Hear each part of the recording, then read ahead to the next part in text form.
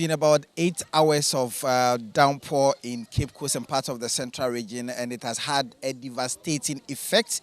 Many homes are flooded, our streets are flooded.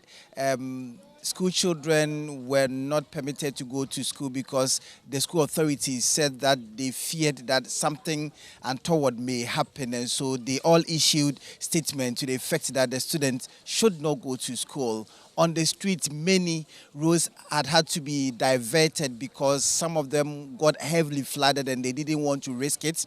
NADMO authorities and city authorities have been in the rain looking at the possible causes of the flooding situation here. As you can see where I'm standing, the place is heavily flooded, and so people have had to pump the waters from their rooms.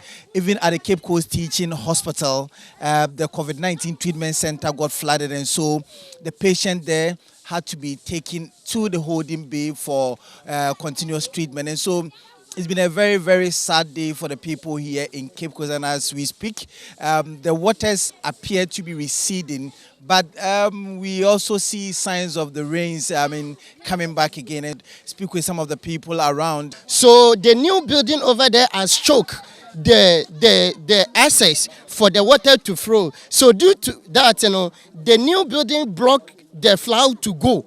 So due to that, the water have to pump into the individuals' houses. That has caused a very harm to us. And one of my landlord and my sisters, the television, the bed, certificate, everything spoiled. Everything spoiled. And then you can see there's a new building also there. That one too, it has choked, it has blocked the access of the flow to go. So due to that, that one, so it has been another disadvantage for us. So the best thing for us to do is either the government will come into our aid so that they will compensate that man, and then they will destroy that building over there. And also, they have to stop PPAG people to build that a new facility over there. That one will help us, the people staying in this area. That will be the best option. If they stop building that new building and also demolish that new storing building, the water can flow easily, and then everyone will have his own peace here. Lamado. By 2:30 na mse den su na otonka kaka ntim den tonye too much biara. All of us said me shede na mte push me dey bomba. No nsu na abede mu ho nti nsu wa se obia nyina ye areas wa se bia nyama obia nyama se we area ha hwenso ala nkofo wa sesaw hwenkofo ala mu dem ho sa me nko ba ya iro ho papa ye ogine hoi ni dem obia la nti nsu no mama bo no papa because this ya dey mompor bada ya go nsu izi wa se nyama nyina la nti flood all over. Flood all over. I think it was around 10 o'clock when the water started, midnight 10. That's when the rain started. We thought it was going to subside throughout the night. It was around 4 o'clock when I woke up, then I met this surprise. Yes. So it's flood all over. Is it something that it has happened before? Yes. 2009 it happened.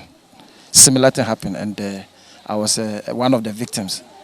About 150 feet of wall. My wall broke that time. At that time, too, the development was not as it is today.